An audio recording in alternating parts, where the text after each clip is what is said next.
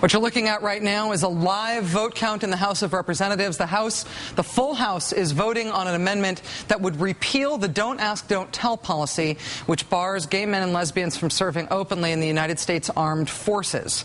Right now, the number that you're looking at here, you see where it says totals there, Democratic, Republican, Independent, and then totals? You're looking under the yeas and nays column there under totals. We're right now at 210 yeses, 180 noes. If that yeas column goes from 210 to 217 or higher, now it's at 211, then the Don't Ask, Don't Tell repeal amendment will have passed the House of Representatives. Earlier today, it passed the Senate Armed Services Committee. It is the similar language that is passing, looks to be on its way to passing the House right now. If it happens again, it will be to vote for legislative repeal of Don't Ask, Don't Tell. But the repeal itself will be contingent on Pentagon review. The Pentagon is in the midst right now of reviewing the Don't Ask, Don't Tell policy's repeal. That review, the review of how to repeal it, is due on December 1st. The way this language is written, what will happen is that that report will have to be completed.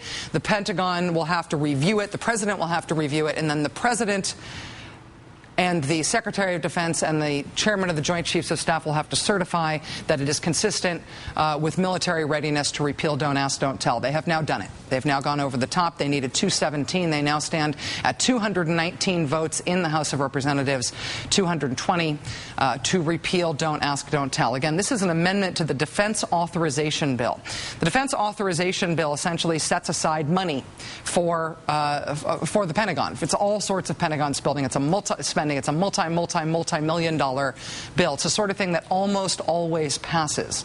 Republicans, not all of them, but Republican leadership are so opposed to the prospect of Don't Ask, Don't Tell being repealed that members of the Senate, like Roger Wicker from Mississippi and John McCain of Arizona, have said that they will not only filibuster to the Defense Authorization Bill in order to prevent this Don't Ask, Don't Tell repeal amendment from becoming law. They will not only filibuster the defense authorization, the Pentagon spending. They'd rather not have a military than have a military that allows gay people in it. They will not only filibuster, they're planning to do everything in their power as senators to stop this from becoming law. Obviously, the political calculus here is that Democrats wanted to get this done in Congress before the November elections. It is a historical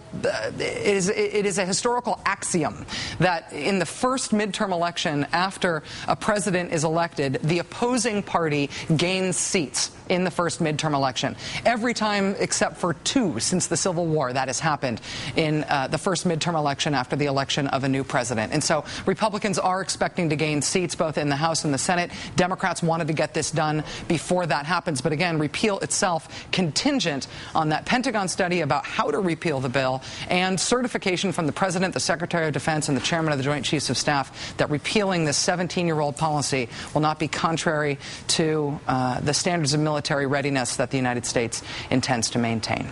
Again, right now the vote 229, well over the 217 vote threshold the House needed to pass this repeal of Don't Ask, Don't Tell amendment.